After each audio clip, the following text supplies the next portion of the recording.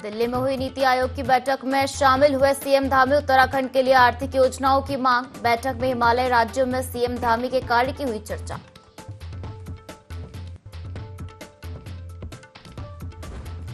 केदारनाथ प्रतिष्ठा रक्षा पद यात्रा के समापन पर आ सकते हैं राहुल गांधी। पीसीसी ने भेजा निमंत्रण। 4 अगस्त को केदारनाथ धाम में पूजा पाठ और जलाभिषेक के साथ होगा यात्रा का समापन।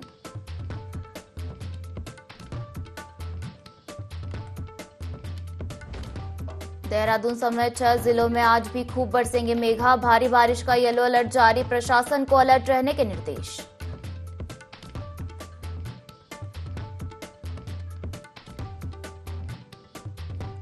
गंगोत्री और यमुनोत्री धाम की यात्रा सुचारू। यमुनोत्री में जानकी चट्टी में मलबा खाली करवाने में जुटा प्रशासन। गंगोत्री धाम में धीरे धीरे कम हो रहा है जल स्तर।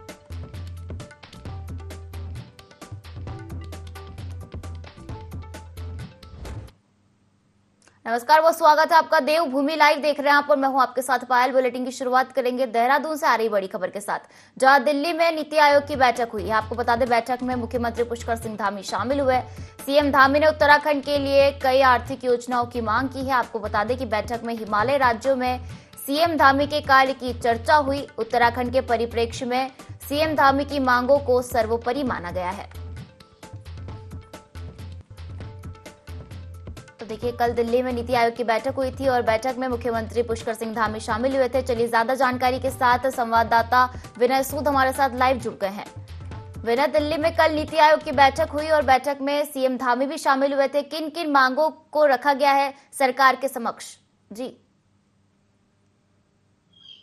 जी बिल्कुल पायल, देखिए आपको बता दें कि जिस तरह से बीते दिन दिल्ली में नीति आयोग की बैठक हुई है, ऐसे में तमाम जो प्रदेश है, राज्यों के जो मुख्यमंत्री हैं वो भी इस दौरान दिल्ली में मौजूद रहे। तो वहीं मुख्यमंत्री पुष्कर सिंह धामी भी जो है इस बैठक में मौजूद रहे। साथ ही साथ उन्होंने उत्तराखंड के लिए जिस तरीके से जो आर्थिकी की जो यहाँ पर योजनाएं हैं उनके लिए यहाँ पर अपनी बात रखी है। तो ऐसे में देखा जा सकता है कि जो यहाँ पर हिमालय राज्य के जो मुख्यमंत्री इस दौरान पहुंचे थे, तो सभी ने जो है इस दौरान इसको लेकर के सीएम धामी की जो है यहाँ पर तारीफ भी की है। तो ऐसे में देखा जा सकता है कि लगातार उत्तराखंड के लिए जिस तरह से सीएम धामी केंद्र में भी बात करते हैं और जो उत्तराखंड में जो कार्य किए जाते हैं उसको लेकर के तमाम जो योजनाएं जिस तरीके से उत्तराखंड में चलाई जाती हैं, तो उसका लाभ किस तरीके से उत्तराखंड वासियों को मिल सके, तमाम चीजों को ध्यान में रखते हुए जो है सीएम धामी यहाँ पर केंद्र में भी अपनी बात रखते हैं। तो ऐसे में देखा जा सकता है कि अब जो बीते दिन जिस तरह से नीति आयोग की बैठक हुई है, बैठक काफी महत्वपूर्ण जो है इस दौरान मानी जा रही है। वहीं यहाँ पर देखा जाए तो जो सीएम धामी ने यहाँ पर जो इनकी मांगे हैं सीएम धामी की, उनको भी सर्वोपरि जो है इस दौरान अन्य राज्यों के मुख्यमंत्री के अलावा जो है मुख्यमंत्री पुष्कर सिंह धामी की जो मांगे रही हैं उनको सर्वोपरि इस दौरान माना गया है। क्योंकि जिस तरह से उत्तराखंड के हित में मुख्यमंत्री पुष्कर सिंह धामी कार्य करते हैं वो काफी सराहनीय कार्य जो है इस दौरान माना जाता है। जी जी बिल्कुल विनय, और देखा जाए तो उत्तराखंड भौगोलिक दृष्टि से पहाड़ी राज्य है और जिसको लेकर आपदा की स्थिति कई बार राज्य में बन जाती है और माना जा रहा था कि पुष्कर सिंह धामी बैठक में अधिक वित्तीय सहायता की भी मांग रखेंगे। तो क्या इस विषय पर चर्चा की गई है बैठक में? जी बिल्कुल पायल, देखिए आपको बता दें कि जिस तरह से यहाँ पर उत्तराखंड की अगर बात करें तो पहाड़ी क्षेत्र है और ऐसे में जो भूस्खलन जैसी जो समस्याएं हैं वो इस दौरान जो है उत्तराखंड में बरसात के दौरान देखने को मिलती है। तो उसको लेकर के भी जो है सीएम धामी ने अपनी यहाँ पर बात रखी है कि किस तरीके से जो है जो आपदाग्रस्त क्षेत्र है उनके लिए यहाँ पर कार्य किया जा सके। तमाम जो चीजें हैं ऐसी जो महत्वपूर्ण है उत्तराखंड के विकास के लिए, उस पर किस तरीके से कार्य किया जा सके, तमाम बातों को लेकर के जो है सीएम धामी ने अपनी बात जो है इस दौरान नीति आयोग की बैठक में रखी है। तो ऐसे में अब उत्तराखंड को काफी उम्मीदें जो है इस दौरान बैठक के दौरान की जा रही है और कयास लगाए जा रहे हैं कि उत्तराखंड के लिए काफी अच्छा जो फैसला है वो इस बैठक के बाद में लिया जा सकता है। साथ ही साथ आपको ये भी बता दें कि 28 तारीख यानी कि जिस तरीके से आज की अगर बात करें तो मुख्यमंत्री कॉन्क्लेव भी आज होना है जिसमें मुख्यमंत्री पुष्कर सिंह धामी यहाँ पर प्रतिभाग करेंगे। जी तो बिल्कुल विनय, देखा जाए तो आपदा की दृष्टि से अति संवेदनशील राज्य है उत्तराखंड, और पुष्कर सिंह धामी ने कई मुद्दे सरकार के सामने रखे, कई मांगों को सरकार के समक्ष रखा। फिलहाल शुक्रिया हमसे जुड़ने के लिए और जानकारी साझा करने के लिए। अगली खबर की ओर बढ़ते हैं और दिल्ली में हुई नीति आयोग की बैठक में उत्तराखंड के मुख्यमंत्री पुष्कर सिंह धामी के कार्यों को पूरे देश में सराहना मिली है। हिमालयी राज्यों में धामी के काम की पूरी बैठक में चर्चा रही। मुख्यमंत्री पुष्कर सिंह धामी ने अपने प्रदेश के लिए बहुत महत्वपूर्ण विषयों पर बात रखी और उत्तराखंड के लिए आर्थिक योजनाओं की मांग की। बता दें कि पुष्कर सिंह धामी देश के सबसे युवा मुख्यमंत्री है और इसी तरह से अपने युवा प्रदेश के लिए युवा बनकर योजनाएं केंद्र से मांगते हैं।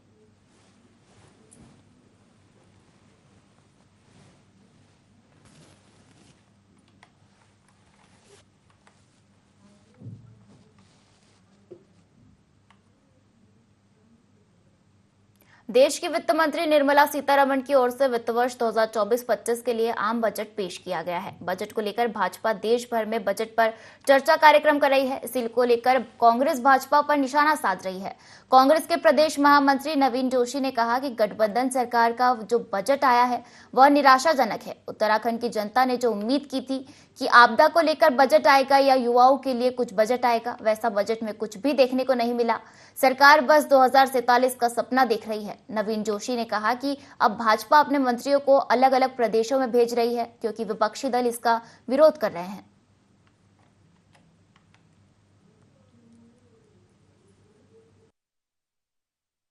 भारतीय जनता पार्टी गठबंधन की सरकार ने जो बजट पेश किया है वो काफ़ी निराशाजनक बजट है। उत्तराखंड जो हमारा है, आपदा इसमें उत्तराखंड के अंदर आती रहती है। आपदा के लिए हमने सोचा था कोई बजट आएगा, युवाओं के लिए उनको रोजगार से जोड़ने के लिए कोई बजट आएगा, ना इसमें महिलाओं के लिए कुछ बात रखी गई है, ना किसानों के लिए रखी गई है। कुल मिलाकर ये जो बजट है निराशाजनक है और ये 2047 का सपना लोगों को दिखा रहे हैं। भारतीय जनता पार्टी के नेताओं को पूरे देश के अंदर भेजा जा रहा है क्योंकि जो विपक्षी दल हैं सबने इसका विरोध किया, पक्षपात किया गया बजट के साथ भी। इसलिए अपनी छवि को बचाने के लिए इसको पूरे देश में भेजकर प्रेस कॉन्फ्रेंस की जा रही है।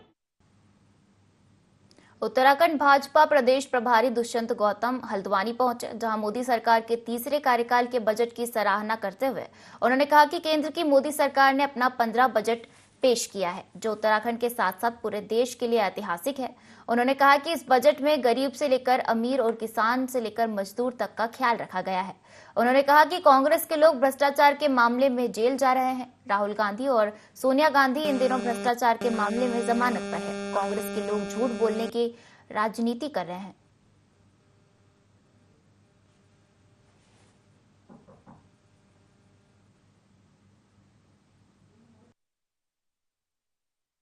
नौ से ज़्यादा मीटिंगें प्रेस कॉन्फ्रेंस से हो रही हैं क्योंकि प्रधानमंत्री यशस्वी प्रधानमंत्री जो 30 मतलब तीसरी बार प्रधानमंत्री बने, उनका 11वां बजट है।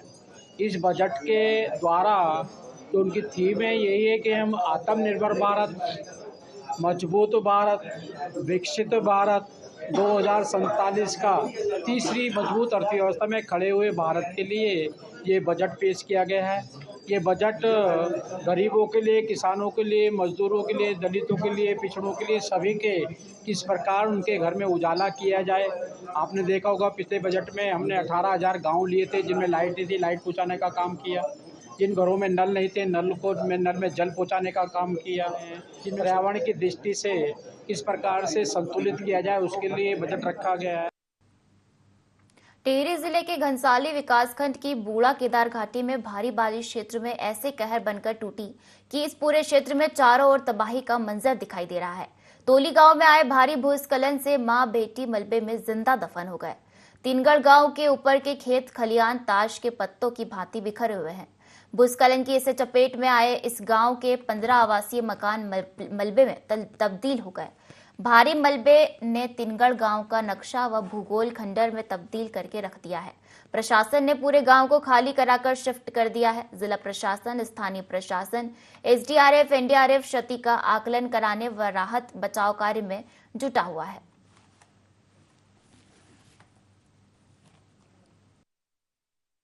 यहाँ पे पिछले 30 वर्ष से अधिक समय से यहाँ पे अपना आश्रम बना के रह रहे थे और आज हमको ऐसी सूचना मिली कि अपने आश्रम में उनका डेड बॉडी पड़ी हुई है, मतलब मृत अवस्था में है।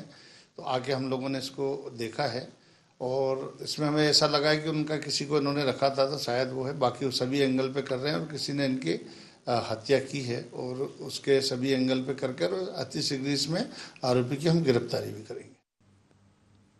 उत्तराखंड को नए राज्य बने अब 24 साल पूरे होने जा रहे हैं, मगर इन 24 सालों में कोई भी सरकार इस राज्य की स्वास्थ्य जैसी जरूरी सुविधाओं को सही नहीं कर पाई है। उत्तराखंड के पहाड़ों में स्वास्थ्य सुविधा का क्या हाल है, इसकी एक बानगी सहिया स्थित सामुदायिक स्वास्थ्य केंद्र में देखने को मिली, जहां एक महिला की डिलीवरी हुई, लेकिन उसे अस्पताल तक पहुंचने के लिए न तो एम्बुलेंस मिली और न ही अन्य स्वास्थ्य सुविधाएं मिल सकी। इसके बाद सामाजिक संगठन के लोगों ने अस्पताल का घेराव कर दिया।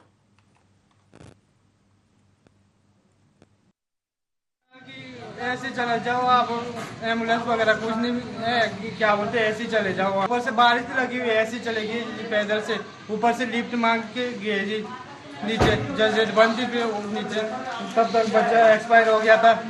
कल डिलीवरी हुई तो एक बार देखने भी नहीं आए कि बच्चा कैसा है, क्या है, कैसा है, कुछ नहीं यहाँ होने वाला सर। मेरे द्वारा अभी प्रथम उसमें देखा गया है कि बच्चा जो है पहले ठीक था, नॉर्मल डिलीवरी हुई थी। नॉर्मल डिलीवरी के बाद बच्चा यहीं जो जैसे हम लोग अस्पताल में प्रसव के बाद बच्चे को रखते हैं उस प्रकार से था। तो आज सुबह जब हमारे स्टाफ के द्वारा देखा गया तो उनके द्वारा बताया गया कि बच्चा जो है दूध नहीं पी रहा है और इसको जो है आप बच्चे के डॉक्टर को दिखाएं। तो इसके फलस्वरूप जो फिर ये जो गार्जियन थे वो अपना ले गए, बच्चे को ले गए। आगे रास्ता खराब था तो इस वजह से शायद बच्चे को दिक्कत ज़्यादा हुई होगी और इस वजह से शायद डेथ हुई। जब उसको प्रॉब्लम थी तभी तो भेजा गया है, तो इसको जबरन तो नहीं कहेंगे। नहीं तो एक मानवता के नाते पर यह है कि आपको जो है बच्चे को रेफर कर दिया गया है। टिहरी जिले के घनसाली विकासखंड के बोड़ा केदार क्षेत्र में 2 दिनों से लगातार बारिश जारी है और बारिश का कहर देखने को मिल रहा है, जहां सीमांत तोली गांव में देर रात भारी बारिश के चलते एक मकान में मलबा घुस गया और मां बेटी दोनों मलबे में जिंदा दफन हो गए, जिसके बाद एसडीआरएफ और प्रशासन द्वारा सर्च ऑपरेशन चलाया गया और मकान से मलबा हटाकर दोनों बॉडी रिकवर कर ली गई है। वहीं बालगंगा नदी के उफान से 3 दुकानें नदी में समा गई। बालगंगा नदी के उफान से खेती खलिहानों के साथ ही पुल और संपर्क मार्ग भी क्षतिग्रस्त हो गए हैं। बारिश के कहर से समूची बालगंगा घाटी में आम लोगों का जीना मुहाल हो गया है।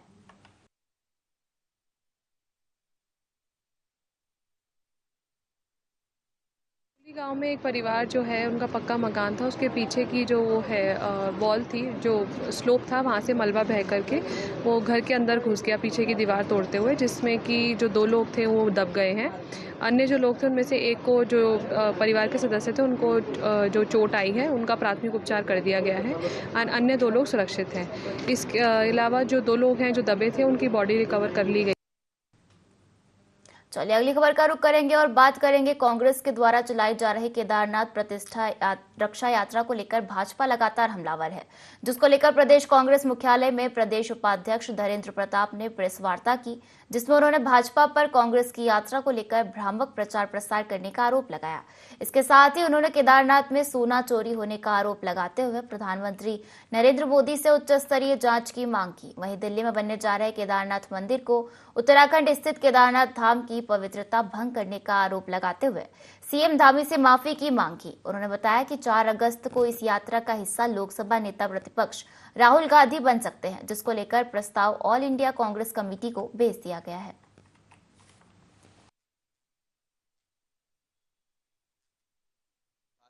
भाजपा के लोगों का तो दिमाग खराब हो गया है। उनको इस बात का एहसास हो गया है कि ये जो यात्रा है ये भाजपा के ताबूत में कील डालने का काम करेगी। अब हालत उनकी खराब है, तो मुख्यमंत्री से लेकर जो कांग्रेस के भगोड़े भी वहाँ गए हैं, जो हमारे साथी कह रहे हैं, जो खीर पूरी की तलाश में वहाँ बैठे रहते 24 घंटा दफ्तर में कांग्रेस वाले, तो वो इस तरह के उल जलूल बयान दे रहे हैं। इससे कुछ होने वाला नहीं है। अंतर्राष्ट्रीय अगर इसके दाम देखें, अगर ये 22 कैरेट का था तो ये करीब 170-80 करोड़ का बैठ रहा है। 24 कैरेट का था तो शायद उससे और महंगा पड़ेगा। तो ये सारा जो सोना लूट के ले गए और उसकी डकैती मार दी आपने, इसका कौन जवाब देगा? तीसरी बात, आपने जो है शंकराचार्य जी को नहीं बख्शा। शंकराचार्य जी हिंदू धर्म के सर्वश्रेष्ठ एक तरह से प्रवक्ता और हमारा धर्म बताने वाले हैं। आपने उनके बारे में अपमानजनक टिप्पणी की। कांग्रेस की मांग है उनसे भी आप माफी मांगिए। ठीक है सर। जो आपने बुराड़ी में जो दुनिया की सबसे गंदगी का अड्डा है, वहाँ पर सबसे बड़ा दिल्ली का स्लम का वो बना हुआ है, एशिया का सबसे बड़ा, वहाँ पर आपने केदारनाथ जी की प्रतिष्ठा कर दी। इसकी कौन माफी मांगेगा? और आप अपने आप को हिंदू धर्म का सबसे बड़ा प्रवर्तक बताते हैं, तो इस बारे में भी भाजपा सरकार को सोचना चाहिए। प्रदेश कांग्रेस अध्यक्ष करण माहरा की ओर से एक पत्र जारी किया गया है, जिसमें कहा गया है कि बिना प्रदेश कांग्रेस कमेटी की अनुमति या जानकारी में दिए प्रेस वार्ता का आयोजन नहीं किया जाएगा। कांग्रेस के इस आंतरिक पत्र को लेकर बीजेपी की प्रदेश प्रवक्ता हनी पाठक का कहना है कि कांग्रेस प्रदेश अध्यक्ष के इस पत्र से कांग्रेस में गुटबाजी व अनुशासनहीनता का पता चलता है। कांग्रेस में प्रदेश प्रवक्ता क्या बोल रहे हैं, पार्टी की क्या लाइन है, इसका कोई तालमेल ही नहीं है। अब गुटबाजी से जूझ रही कांग्रेस ने बड़े नेताओं को भी करण माहरा नाम की बैसाखी थमा दी है। तालमेल दिखाई दे रहा है कांग्रेस पार्टी के संगठन में और प्रवक्ताओं में। गजब का ही अनुशासन है और तालमेल है कि पता ही नहीं है कि कब बाइट करनी है, कब बयान देना है, कब प्रेस कॉन्फ्रेंस करनी है। तो ये निशाना किसकी तरफ है, किसको टारगेट करके ये बोला जा रहा है, वो तो कांग्रेस के प्रदेश अध्यक्ष करण माहरा ही जाने। और दूसरा, कांग्रेस पार्टी ये दर्शा रही है इस पत्र के माध्यम से कि उनकी पार्टी में कोई अनुशासन इस तरीके का दिखाई नहीं देता है। और कमाल की बात यह है कि कांग्रेस पार्टी के सभी प्रवक्ताओं को, इवन बड़े नेताओं को भी बैसाखी पकड़ा दी गई है कांग्रेस अध्यक्ष करण माहरा द्वारा ये लेटर जारी करके कि तुम्हें मेरी ही बैसाखी पे चलना है, अपने कदमों को यूज तक नहीं करना है। देखिए, भारतीय जनता पार्टी के नेताओं को ये समझना चाहिए कि कांग्रेस पार्टी के अंदरूनी मामलों में दखल करके उसे कुछ भी हासिल होने वाला नहीं है। और कांग्रेस पार्टी के आदरणीय प्रदेश अध्यक्ष करण माहरा जी ने केवल इतना आदेश दिया है कि कांग्रेस भवन में जो भी प्रेस वार्ता होती है उसका संज्ञान प्रदेश कांग्रेस कमेटी को होना चाहिए, क्योंकि कोई भी नेता अपनी मर्जी से कोई भी विषय उठाएगा, उस पर बोलेगा, तो वो जिम्मेदारी उसकी होती है, प्रदेश कांग्रेस कमेटी की नहीं होती है। इसीलिए जिम्मेदारी तय की है कि जिसको भी अपनी बात रखनी है, अगर उस पर पहले प्रदेश कांग्रेस अध्यक्ष जी से या पीसीसी के पदाधिकारियों से चर्चा हो जाए तो इसमें बुराई क्या है। उत्तराखंड में भारी बारिश का दौर जारी है, जहां एक तरफ बारिश के चलते अलकनंदा और भागीरथी नदी का जलस्तर बढ़ा है, तो वहीं थराली में भारी बारिश से सड़कों पर मलबा आया। भूस्खलन के चलते थराली कर्णप्रयाग राष्ट्रीय राजमार्ग बंद हो गया है। पंती, आमसौड़, नलगांव और हरमनी में सड़क बाधित हो गई है। फिलहाल सड़क खोलने में बीआरओ की टीम जुटी हुई है।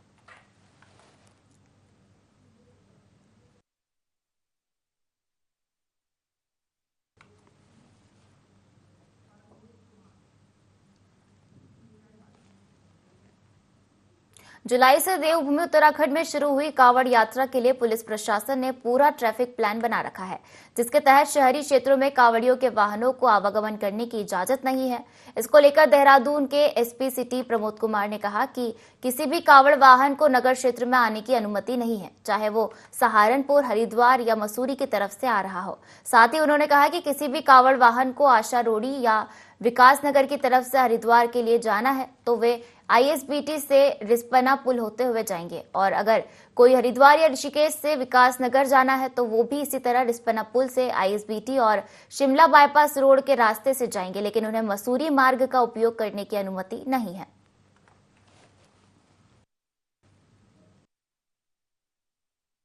वाहन को जो है हमारे नगर क्षेत्र में आने की अनुमति नहीं है, चाहे वो किसी भी दिशा से हो, चाहे वो सहारनपुर साइड से हो या हरिद्वार या मसूरी, तो सिटी क्षेत्र में आने की अनुमति नहीं है।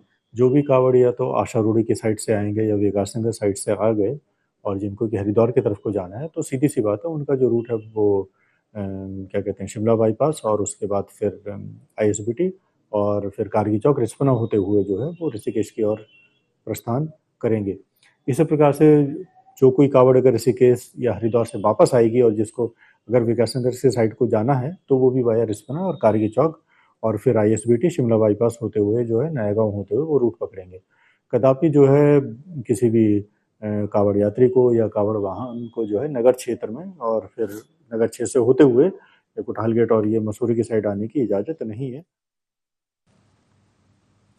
डोईवाला के दुर्गा चौक जोली ग्रांट निवासी चंद्रमोहन सिंह नेगी आईटीबीपी में बतौर निरीक्षक के पद पर तैनात थे।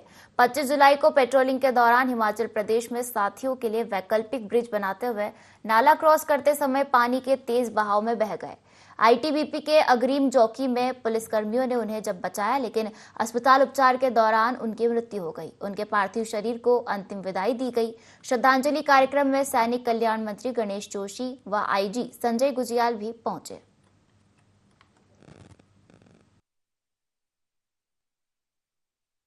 इस दुख की घड़ी में पूरे भारत की सरकार, देश की सरकार, प्रदेश की सरकार उनके साथ में खड़ी है। देखिए, हम किसी शहीद को वापस नहीं ला सकते, लेकिन उसकी शहीद के सम्मान में खड़ा रहना, उसकी विद्या का व्याख्यान करना हर देशवासी का कर्तव्य है। आज मैंने खुद माननीय मुख्यमंत्री जी की ओर से, अपनी ओर से उस महान शख्सियत को श्रद्धासुमन किए, नमन किए हैं। और इस दुख की घड़ी में परिवार के साथ हमारी सरकार खड़ी है और जो हमारी सरकार की घोषणाएं हैं, इस शहीदों के नाम पर द्वारों का निर्माण, सड़कों का निर्माण, विद्यालयों का निर्माण, जो भी ये परिवार चाहेगा उसके अनुरूप किया जाएगा। अपने देश के लिए एक सबसे बड़ा सेक्रीफाइस दिया है।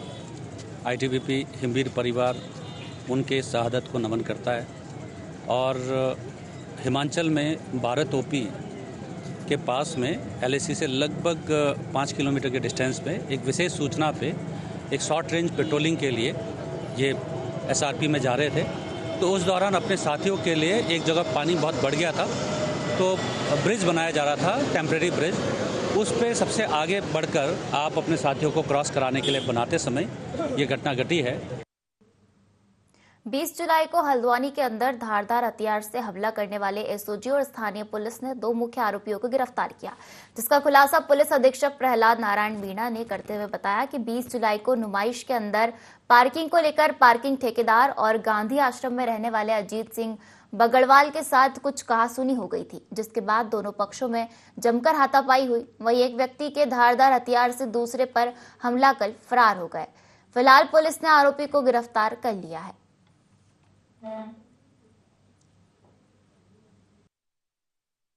नुमाइश के दौरान एक घटना हुई थी जिसमें कुछ लोगों के द्वारा हथियारों का प्रयोग करते हुए कुछ लोगों के ऊपर जानलेवा हमला किया। इसमें पुलिस ने तत्काल एफआईआर रजिस्टर करते हुए कुछ लोगों को पहले गिरफ्तार किया। इसमें 2 लोग जो थे वो फरार थे और ये 2 लोग न केवल इस घटना में शामिल है, जबकि ये अंतर जो जनपदीय गैंग है उनसे भी जुड़े हुए हैं। तो जब इन लोगों के बारे में पुलिस को पता लगा तो पुलिस ने अपने जो सर्विलांस है उसको एक्टिवेट किया और ये जो 2 अभियुक्त हैं इनको हमने गिरफ्तार किया है। इन दोनों अभियुक्त की एक लंबा चौड़ा क्रिमिनल इतिहास है और ये दोनों अभियुक्त हत्या के प्रयास में, अवैध हथियारों की सप्लाई में, इसके अलावा मारपीट, लोगों को धमकाना और पैसा वसूल करने के इनके ऊपर बहुत सारे मुकदमे। इस बुलेटिन में फिलहाल इतना ही। आप बने रहिए IND24 के साथ। नमस्कार।